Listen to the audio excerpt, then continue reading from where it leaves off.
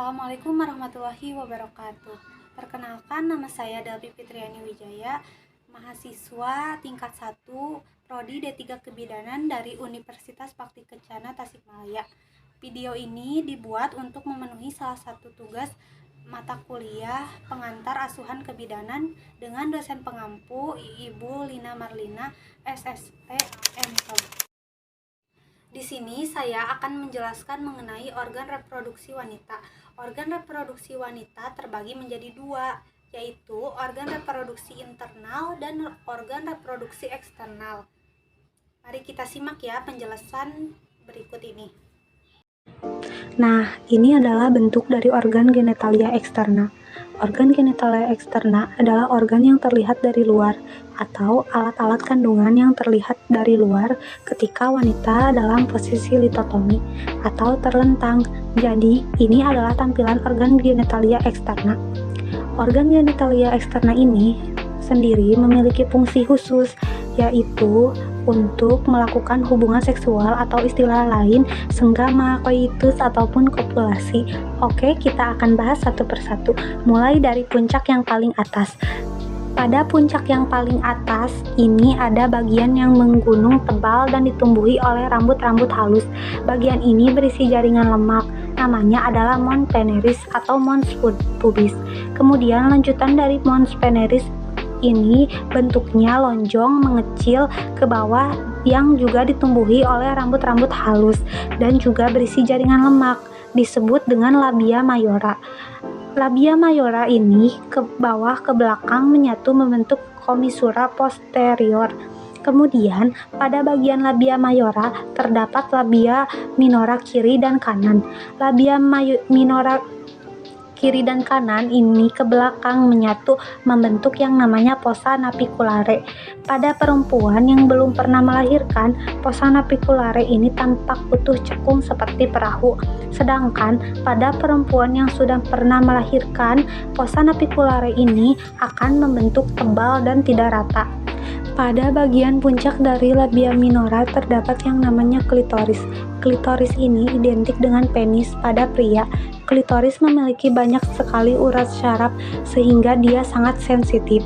Di bagian bawah klitoris kita akan menemukan orifisium uretra externum atau juga bisa kita sebut dengan lubang uretra. Lubang uretra ini adalah tempat keluarnya air kemih ataupun urin. Di sekitar lubang uretra kiri dan kanan terdapat yang namanya kelenjar sken. Lanjut ke bagian bawah dari OUE akan kita temui introitus vagina atau lubang vagina. Lubang vagina ini adalah tempat keluarnya darah menstruasi, kemudian tempat koitus, kemudian juga tempat lahirnya bayi. Jadi, tempat keluarnya bayi dan tempat keluarnya air kemih itu lubangnya berbeda. Dia juga bisa kita jelaskan kepada pasien ketika pasien nantinya bertanya, karena ada banyak pasien yang berpikiran kalau tempat pipis dan tempat keluarnya bayi itu sama, sehingga mereka merasa takut ketika ingin buang air kecil setelah melahirkan. Bagian yang dibatasi oleh klitoris pada bagian atas kiri dan kanan oleh labia minora dan bagian bawah oleh perineum disebut dengan vulva. Jadi, kalau ada tanda dan gejala kala dua vulva membuka, maka bagian inilah yang membuka. Kemudian, bagian yang terletak di antara vulva dan anus disebut dengan perineum. Nah, perineum ini juga merupakan salah satu petunjuk tanda dan gejala kala dua. Jadi, kalau vulva sudah membuka, perineum menonjol, anus membuka, kemudian ada dorongan meneran dari ibu, tandanya persalinan sudah masuk kala 2, yaitu kala pengeluaran bayi. Kemudian di bawah perineum ada yang namanya anus, tempat untuk keluarnya feses atau tinja. Nah, jadi kalau tanda kala 2 sudah dekat, juga anus ini akan membuka karena kepala bayi sudah berada di bawah dan menekan rektum.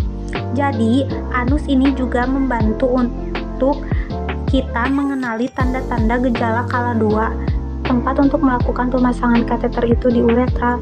Kita jadi tahu tempat untuk melakukan PT itu di introitus vagina. Kemudian kita juga bisa mengenali tanda-tanda dan gejala kala 2 lewat pulpa membuka, perine menonjol, dan anus serviks, rahim, tuba palopi, dan indung telur. Serviks atau leher rahim menghasilkan lendir untuk membantu sperma masuk ke dalam rahim. Selain itu, berfungsi untuk menghalangi bakteri masuk ke dalam rahim. 1 buah uterus atau rahim, tempat perkembangan janin.